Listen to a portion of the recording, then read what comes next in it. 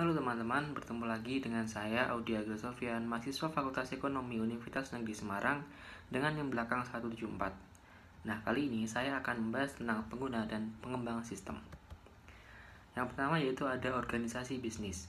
Sistem informasi dikembangkan dan digunakan dalam organisasi bisnis untuk mendukung keseluruhan organisasi, eksekutif, dan juga area bisnis. Sistem informasi manajemen dimaksudkan untuk memenuhi kebutuhan informasi umum para manajer perusahaan. Sistem informasi eksekutif dirancang untuk digunakan oleh manajer tingkat strategis perusahaan hingga di tingkat yang lebih rendah.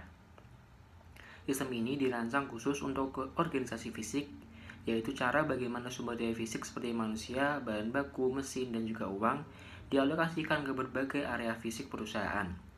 Inovasi di bidang teknologi informasi telah memungkinkan banyak aktivitas perusahaan dilaksanakan tanpa dibatasi oleh lokasi fisik. Suatu organisasi seperti ini disebut sebagai organisasi maya atau virtual organization. Nah, nama-nama lain divisi atau departemen dari sistem informasi manajemen khususnya teknologi informasi yaitu yang pertama ada sumber daya informasi yang terdiri atas piranti keras komputer, piranti lunak, spesialis informasi, pengguna, fasilitas, basis data, dan juga informasi tersebut.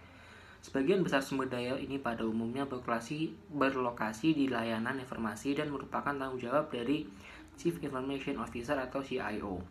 Sumber daya informasi yang ada di area pengguna adalah tanggung jawab dari para manajer area pengguna. Nah, yang kedua ada spesialis informasi. Spesialis informasi tersebut digunakan untuk menggambarkan karyawan yang tanggung jawab utamanya adalah untuk memberikan kontribusi atas tersedianya sumber daya informasi dalam perusahaan. Spesialis ini meliputi yang pertama, analis sistem. Orang yang ahli dalam mendefinisikan masalah dan dalam membuat dokumentasi tertulis mengenai bagaimana komputer akan membantu masalah tersebut. Spesialis ini bekerja dengan pengguna untuk mengembangkan dan memperbaiki sistem. Yang kedua ada administrator basis data, yaitu spesialis informasi yang bertanggung jawab atas basis data yang terbagi menjadi 4 area utama, yaitu perencanaan, implementasi, operasi, dan juga keamanan. Kemudian ada webmaster, yang bertanggung jawab atas isi dan situs web perusahaan. Webmaster harus bekerja sama dengan spesialis jaringan untuk memastikan bahwa jaringan komunikasi antara perusahaan dan pelanggan dan juga sekutunya selalu terbuka. Satu tugas penting dari seorang webmaster adalah melacak orang-orang yang mengunjungi halaman web perusahaan tersebut. Angka statistik yang didapat memberikan informasi penting mengenai keefektifan situs web tersebut. Kemudian ada juga spesialis jaringan. Spesialis jaringan ini bekerja dengan analis sistem dan pengguna dalam membuat jaringan komunikasi data yang menyatukan sumber daya komputasi yang menyebar. Spesialis jaringan akan menggabungkan keahlian dari bidang-bidang komputasi maupun telekomunikasi.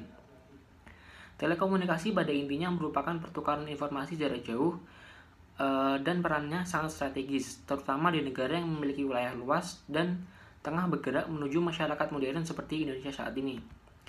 Kemudian ada juga programmer yang menggunakan dokumentasi yang dibuat oleh sistem analis untuk membuat kode program komputer yang menjadi informasi yang dibutuhkan oleh pengguna. Yang terakhir ada operator, yaitu yang menjalankan peralatan komputasi berskala besar seperti komputer, mainframe, dan juga server yang biasanya berlokasi dalam fasilitas komputasi perusahaan. Nah, struktur organisasi layanan bisnis yaitu unit-unit organisasional yang pertama disentralisasikan di dalam perusahaan dengan hampir seluruh sumber daya informasi berlokasi di unit IT. Spesialis informasi dalam layanan informasi dapat diorganisasikan melalui berbagai macam cara, yaitu yang pertama, tren dari struktur tersentralisasi ke desentralisasi. Suatu struktur organisasi yang umum bagi suatu operasi tersentralisasi diilustrasikan pada beberapa perusahaan mulai mendesentralisasi kebanyakan sumber daya informasinya dengan mengalokasikan mereka ke unit bisnis dan memberikan wewenang bagi unit tersebut untuk memutuskan bagaimana sumber daya akan diaplikasikan. Banyak area menunjuk seorang direktur informasi divisi untuk mengelola sumber daya informasi di area tersebut. Kemudian ada struktur organisasi inovatif. Nah, ini dibagi menjadi 3 macam, yaitu yang pertama model sekutu, yang layanan informasi yang bekerja dengan area-area bisnis dalam menggunakan teknologi informasi guna menghasilkan inovasi bisnis. Yang kedua ada model platform, yaitu layanan informasi tidak akan secara aktif mengawali inovasi bisnis, namun akan menyediakan sumber daya informasi sehingga informasi tersebut dapat dicapai oleh area bisnis.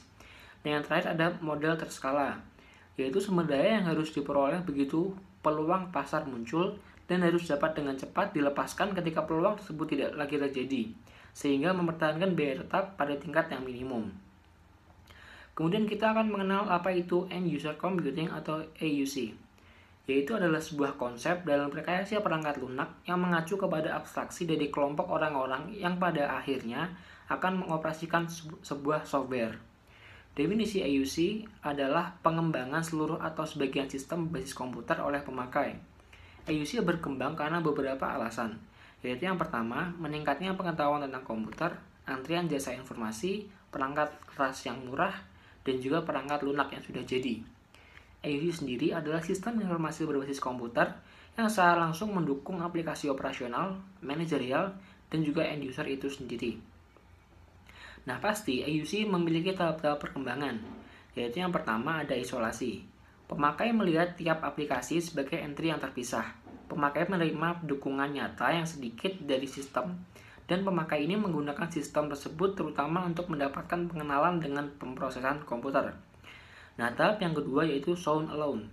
Pemakai mulai melihat hubungan logis antara sistem-sistemnya. Dalam usahanya untuk memadukan sistem tersebut, pemakai biasanya akan memasukkan kembali output dari satu sistem untuk memberikan input kepada orang lain.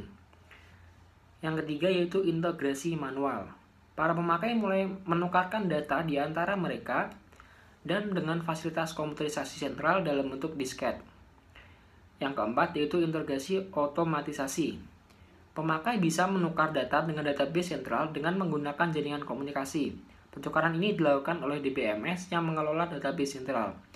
Dan tahapan yang terakhir yaitu integrasi terdistribusi. Pada tingkat kematangan yang paling tinggi ini, aplikasi end user berada pada tingkat organisasional, kelompok kerja, dan juga pemakai perorangan.